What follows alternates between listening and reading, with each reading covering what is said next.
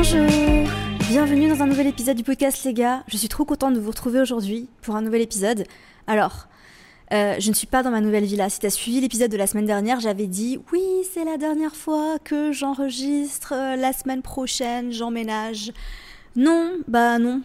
Mais c'est pas grave. Voilà, je suis dans la même villa, dans la chambre dans laquelle j'étais au mois de mai-juin. Peut-être que tu reconnais le décor. C'est aussi le décor d'Astrolove et Astrosex, puisque c'est ici que j'ai filmé les workshops.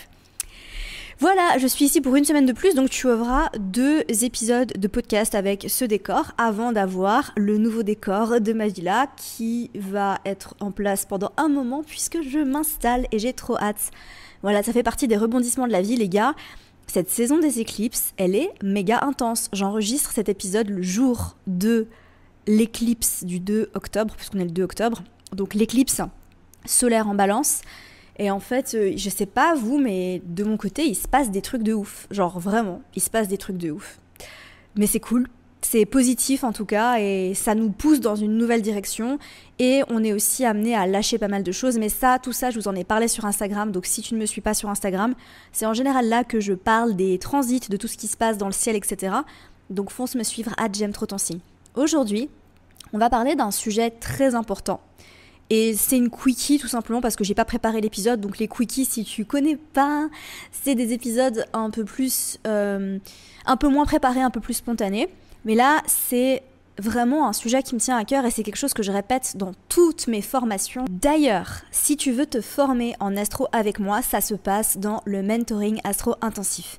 6 mois d'accompagnement pour te former professionnellement à l'astrologie. Ça veut dire qu'en 6 mois, je te prends par la main et je te transmets tout ce que tu as besoin de savoir pour savoir faire une lecture de thème natal. Et si tu as envie de lancer tes services en tant qu'astrologue, si tu es déjà coach mentor et que tu as envie d'intégrer l'astrologie à ta pratique, ou si tu as un autre projet en lien avec l'astro, que tu sens vraiment que tu es appelé par cette discipline et que tu cherches une formation, mais c'est pas une formation, hein, vraiment, et j'insiste sur ce point parce que c'est pas une formation, c'est un accompagnement dans le sens où il y a seulement 15 places de dispo.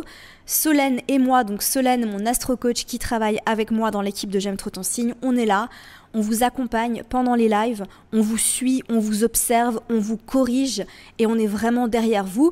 Et tout a été mis en place, tout a été pensé, tout a été réfléchi pour que à la fin du mentoring, tu saches faire une lecture de thème natal et que tu puisses te lancer en tant qu'astrologue si tu le souhaites. Je mettrai le lien dans la barre d'infos. Il reste, au moment où je t'enregistre cet épisode, seulement 6 places.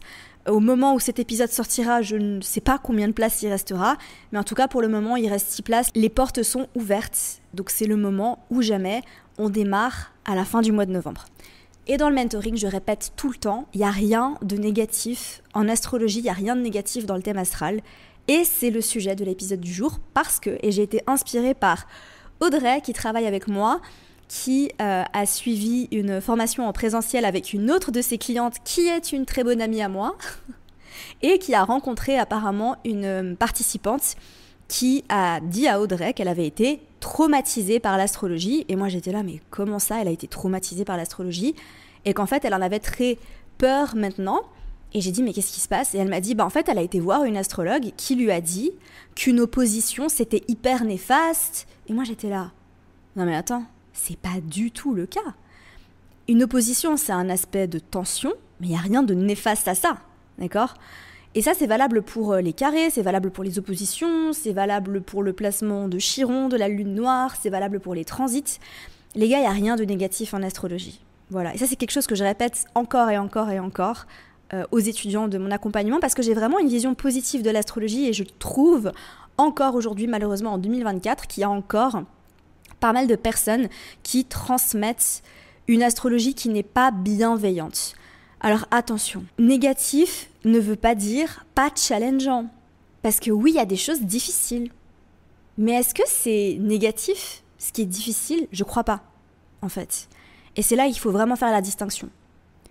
Parce que ce qui est challengeant, ce qui est difficile, va te faire sortir de ta zone de confort. Et, comme je viens de le dire, challengeant, difficile, peut-être que ça va te retourner de l'intérieur, ça va te faire travailler. Mais le but, en fait, des aspects de tension, des transits challengeants, c'est de te faire grandir et évoluer, parce qu'en fait, tu crois que si tout se passait à merveille dans ta vie, déjà, de un, tu t'en rendrais même pas compte. À savoir que si tu vivais tous les jours dans le bonheur et que tu nageais dans l'abondance, la joie, le bonheur tous les jours de ta vie, tu connaîtrais pas le contraste. Et du coup, en fait, tu te rendrais même pas compte que tu es heureux. Tu vois ce que je veux dire? Ça, c'est un des points les plus importants dans la vie, je trouve. C'est qu'en fait, il y a du contraste partout et que le contraste est nécessaire et important. Les jours où tu pleures sont tout aussi importants que les jours où tu ris. Je sais plus où est-ce que je voulais en venir avec ça. Mais, et que du coup, dans le thème astral, en fait, si t'es pas challengé par justement ces placements plus inconfortables, par ces transits plus challengeants, est-ce que tu crois vraiment que tu grandirais et que tu évoluerais? D'ailleurs, c'est ce qu'on dit souvent, hein, d'ailleurs, des aspects harmonieux. Les personnes qui ont beaucoup d'aspects harmonieux dans leur thème, elles peuvent, dans certains cas, avoir tendance à se reposer un peu sur leur laurier et à être un peu plus paresseuses. Et attention, encore une fois, il n'y a rien de mal à ça, mais c'est juste pour dédramatiser, que ce soit une opposition, un carré ou un transit de Pluton. J'ai fait tout un épisode de podcast sur les transits de Pluton, si jamais va l'écouter si ça t'intéresse. C'est challengeant, c'est difficile, ça te retourne de l'intérieur. Je dis pas, hein, j'enlève pas. Cet épisode n'est pas du tout là pour enlever la potentielle douleur que tu as pu ressentir, la douleur, la peine, l'inconfort, le doute, la confusion que tu as pu ressentir, que ce soit à travers un aspect difficile de ton thème ou un transit, mais c'est juste pour dire, hey, c'est pas négatif.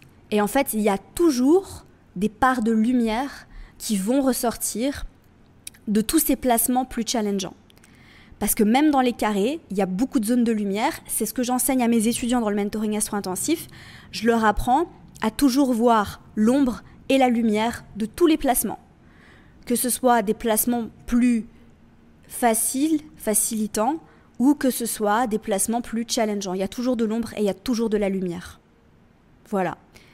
Et c'est aussi pour ça que c'est quelque chose sur lequel j'insiste quand je parle à des personnes qui connaissent pas trop l'astro. Tu sais, moi, je suis hyper expressive, genre j'arrive pas du tout à cacher mes émotions. Et quand je regarde un thème astral, je suis toujours fascinée. En fait, j'ai toujours la même réaction au final. Mais quand je découvre un thème astral pour la première fois, je fais « Oh, ah !» Tu vois, par exemple, je vois « Oh, Jupiter conjoint au descendant », je fais « Oh !» Et après, je vois « Oh, Soleil conjoint au nœud nord », je fais « Oh !» Tu vois ce que je veux dire? Je vois Lune en Cancer, je fais « Oh !» Tu vois, j'ai toujours des réactions comme ça. Et des fois, je vois genre Mars carré Pluton et je fais « Ouh !» J'adore cet aspect, by the way. Hein. J'adore Mars-Pluton. Voilà. Si tu as écouté les épisodes de podcast et les vidéos que j'ai fait au mois de juin-juillet, maybe you know. Et du coup, je réagis comme ça quand je vois le thème astral. La personne, elle est en face de moi, elle connaît rien à l'astrologie, elle me dit oh, « Mais qu'est-ce qui se passe? C'est négatif? C'est mauvais ?» C'est toujours la première réaction que j'ai. C'est toujours « Oh mon Dieu, c'est négatif, c'est mauvais !» Parce que, bah oui, en tant qu'être humain, on a un biais de négativité, ça, on va pas nous l'enlever, hein. Mais non. Et du coup, c'est la première chose que je dis. Non, il n'y a rien de négatif en astrologie. Il n'y a rien de négatif.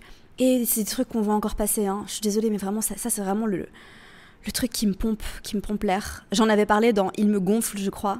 L'épisode de podcast qui s'intitule Il me gonfle. C'est les gens qui font des classements des signes ou les gens qui... tu sais, des fois, je vois passer des réels sur Instagram en mode t'es à un date, tout se passe bien jusqu'à ce qu'ils te disent qu'il est Gémeaux ou Scorpion. Et moi, je suis là, mais en fait, genre... Ça veut rien dire. Genre, ça veut strictement rien dire. Faut arrêter, en fait. Genre, vraiment, faut arrêter. Bref, je vais pas entrer là-dedans parce que c'est vraiment... Vous savez. Vous qui écoutez cet épisode, vous savez. Vous savez que c'est ridicule et que ça veut rien dire, et voilà. Donc voilà, les gars, il n'y a rien de négatif en astrologie. Et ça, c'est une des notions les plus importantes pour moi à concevoir.